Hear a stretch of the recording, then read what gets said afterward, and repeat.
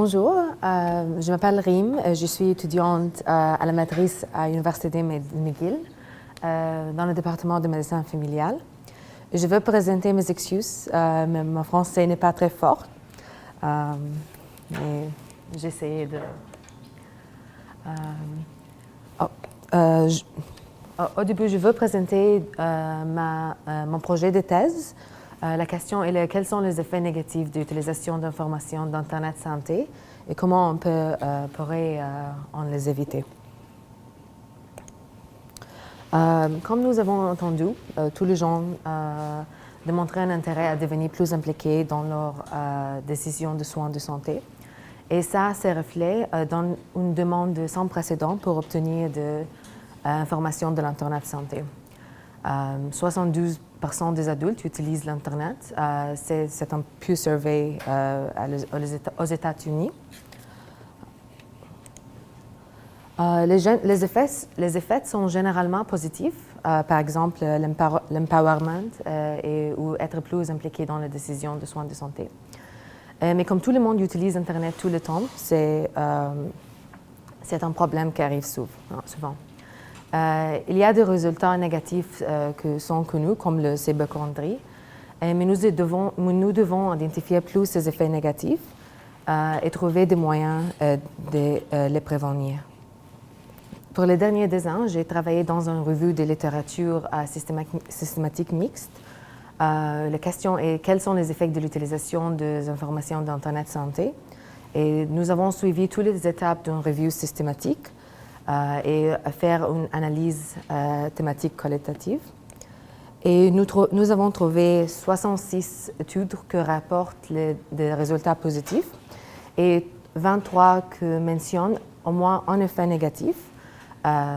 Et ils sont les trois effets négatifs que nous avons identifiés sont l'augmentation de l'inquiétude, aggravation dans les relations soignantes-soignées et une mauvaise utilisation ou utilisation excessive dans le service de santé. J'ai trouvé 3 lacunes dans la connaissance. Il y a seulement 3 études qualitatives qui ont exploré ces effets négatifs et ils sont axés sur les populations spécifiques, les femmes enceintes et les gens qui avaient les maladies chroniques. Il y a 20 études du point de vue du consommateur, 2 du point de vue de cliniciens, des médecins seulement, et seulement 1 qui a examiné les 2 points de vue. Et aucune de ces études examine comment ces effets négatifs pourraient être réduits.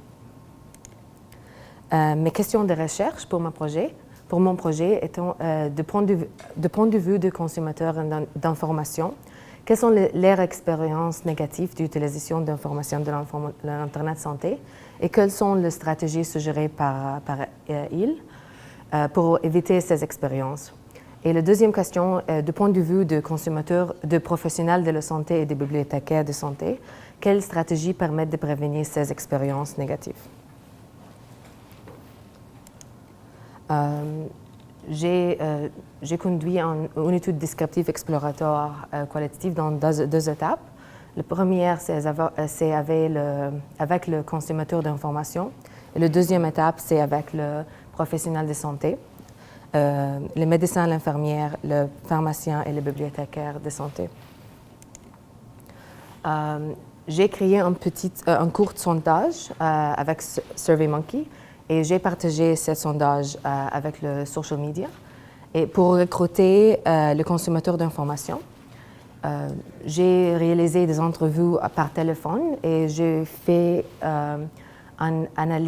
analysé ces interviews en manière deductive thematic analysis pour créer des thèmes, les effets négatifs et les stratégies préventatives, et aussi pour créer de brèves vignettes pour utiliser dans la deuxième étape.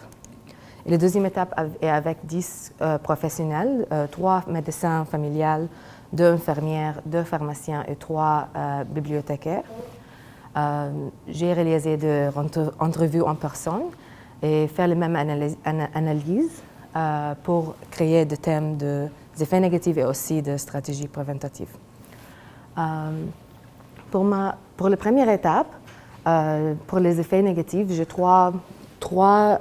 j'ai trouvé 3 niveaux de thèmes dans les deux étapes. La première, c'est l'augmentation de l'inquiétude. C'est la plus fréquente mentionnée effet. Aussi en tension avec les membres de leur famille ou dans les relations soignantes-santé. Soigner et ignorer ou pas chercher de l'aide ou retarder chercher de l'aide médicale ou non-respect d'un plan de gestion. C'est rapporté par seulement les professionnels. Et pour les stratégies pour la prévention, les consommateurs, dans les 2 étapes, fournissent des sources crédibles d'informations et discuter l'information dans une clinique visite. J'ai trouvé qu'il y a une nouvelle construite à émerger des thèmes, la tension. La définition de tension est un état de ce qui est étendu ou en situation de conflit larvé entre 2 personnes ou 2 groupes. J'ai trouvé que c'est un bon mot qui décrit les 3 niveaux des effets négatifs. Interne, comme l'anxiété ou augmentation de l'inquiétude. Interpersonnel, c'est dans les relations soignant-soigné ou avec un membre de famille.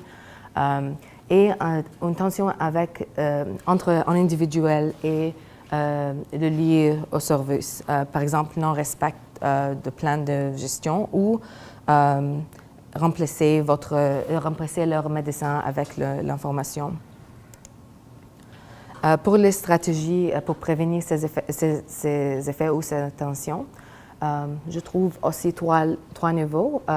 Avant la recherche en ligne, on peut fournir des sources crédibles où on peut apprendre comment évaluer des sources ou encourager des gens de discuter de l'information trouvée avec quelqu'un professionnel dans leur réseau social ou avec leur médecin ou avec quelqu'un professionnel.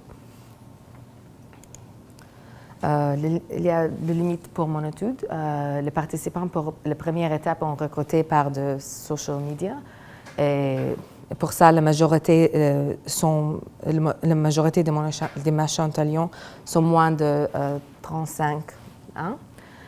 Et aussi, c'est une petite taille d'échantillon, c'est seulement 29. En conclusion, j'ai examiné ces sujets à 3 points de vue. La review littérature, le consommateur et le professionnel. Et je suis identifié un nouvel construit que l'attention.